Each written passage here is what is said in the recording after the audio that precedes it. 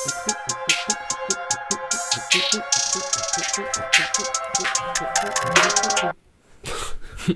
everybody, welcome to the Crossover Cinema Podcast. We're here reviewing films, series, media releases. My name is Carlo. And I'm Kaya, y'all. You already know. We're here talking about Agatha All Along, Ep.5, in which we finally got the reveal of who Teen is.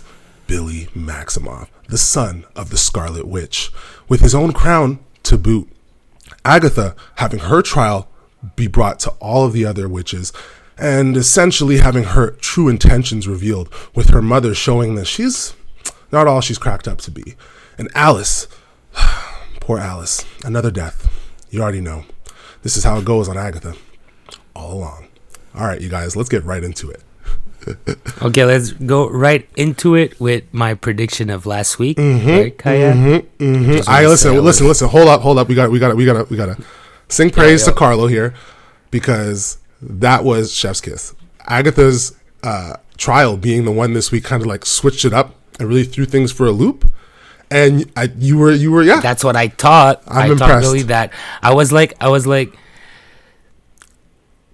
they're gonna do maybe something that I would like instead of doing something that they usually do, and that's what they did. I wanted to have that Agatha right now. It's out of the way. We're going somewhere else after that. We're exploring more of the world or something. It's kind of throwing that pacing off a little bit in a way that it subverts the expectation, but it gives you something bigger and greater with that. You know, a more reveals, a twist to the usual. We're not really on the witch's road like we normally would be. It's not that like, you know, okay, level this, level here, level there, and then we're done. You know, and big boss. Like, it doesn't feel that sort of video gamey way. It feels very like non-linear a little bit in terms of what they're trying to do with it. And I think Billy coming into full form here, and, you know, that sigil just breaking, I think it's clear that sigil was actually put by Billy himself. I think when Agatha mentions that only the person who creates the sigil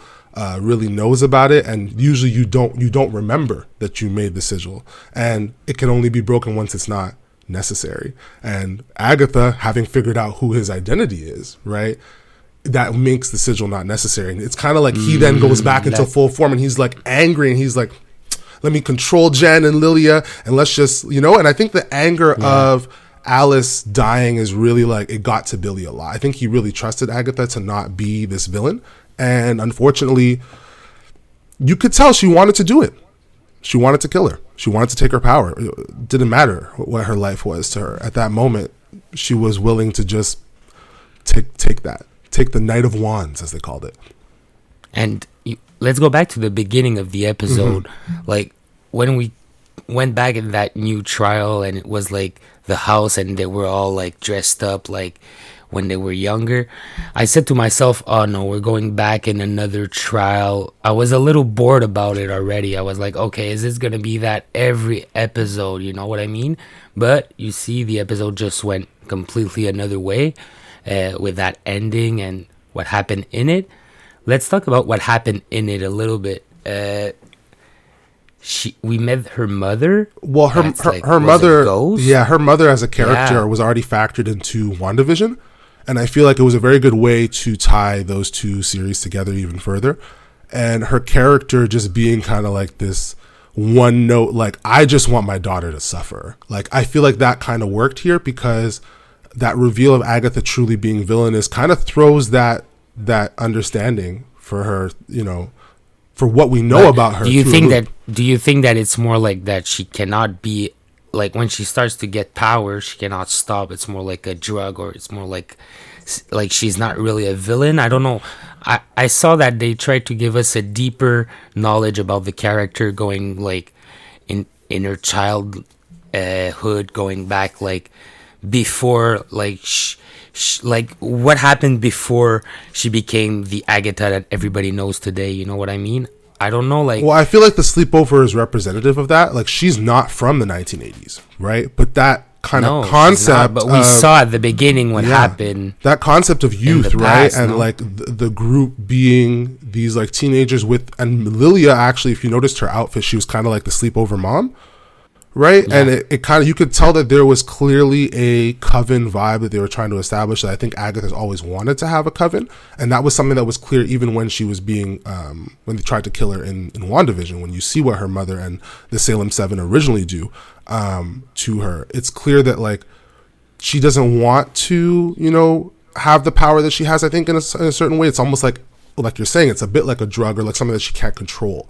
And I feel like her not being able to control it kind of leans into her attitudes and how she moves. Like she's very standoffish with Billy at the end, and very clearly like cool with what she did in a sense. Like she even tries to muster up the energy after, and I feel like that is lending to the villainous aspect of her character. But I think deep down that's something she's used to doing.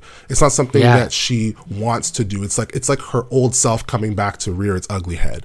And well, that's what I felt in that episode. Like it was something that she was used to do like before, but right now like maybe she's changing or something. But clearly we see a humanity in that character right now. That's interesting. That's it.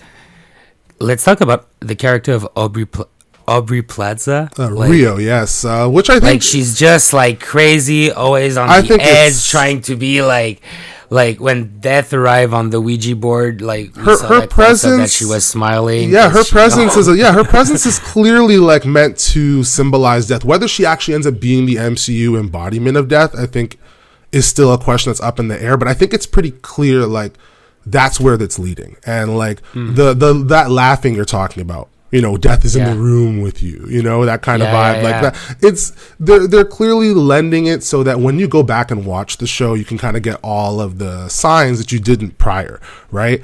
And I feel like that's something that we're really going to see moving forward. I think they're going to keep dropping those breadcrumbs until we get the reveals fully. The same way with Wiccan, where if you just go back through the episodes now, you can absolutely tell that he's the Scarlet Witch's son through a few things, you know? And I feel like that's what we're leading off to, especially with Lilia's trial, presumably maybe coming up next after this, if they actually manage to get back together as a group. I don't know. Right now, I think that we could go really like in every direction. I'm not sure. Like I know that we're gonna stay on the road for sure, but I'm not sure they're gonna be together on the road. Maybe that's gonna be the ending. They're gonna need to reunite at one point. I don't know, but right now maybe that's my prediction. But I don't think that the continuity of going in every trial in every house and just switching like their clothes will continue. I hope not. That's my. I think that this episode throwing I would like to loop, go. Makes it clear that we're not going to go back to that status quo of what we've had so far.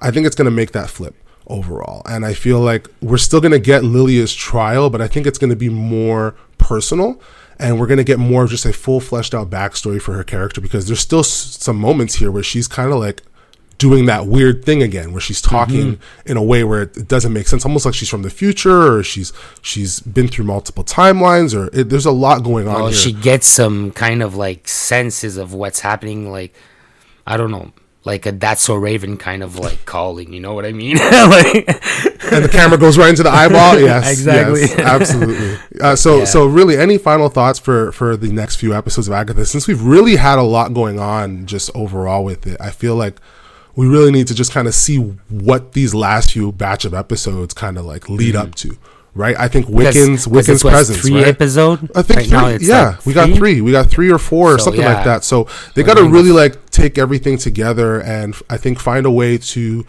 still make this series significant within MCU lore, not just through characters coming around like Wiccan and whatnot, which is I think was a really fun reveal. But I think we need to see what these kind of reveals lead up to event-wise and action-wise. I think we want to see the spectacle that we expect with the MCU in these next episodes, and I really hope that they play into that. For you, Carlo? I go right in your sense too. That's what I want to see too. I think too we need to see maybe a little cameo that's coming or something. I'm telling you, I feel it. I feel it since the first episode. Maybe a little Scarlet Witch. Yeah, a little something just to turn you on at least for the second season or something. That's my prediction. But yeah, no, very interesting series.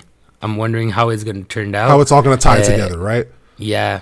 Real talk. So that's it, guys. I think we did the full wrap of you know, I think of what we all felt was the most pertinent parts of the episode. I think, you know, shout out to Sharon, to Mrs. Hart. You know, she got her little 1-2 moment, even if she wasn't actually there.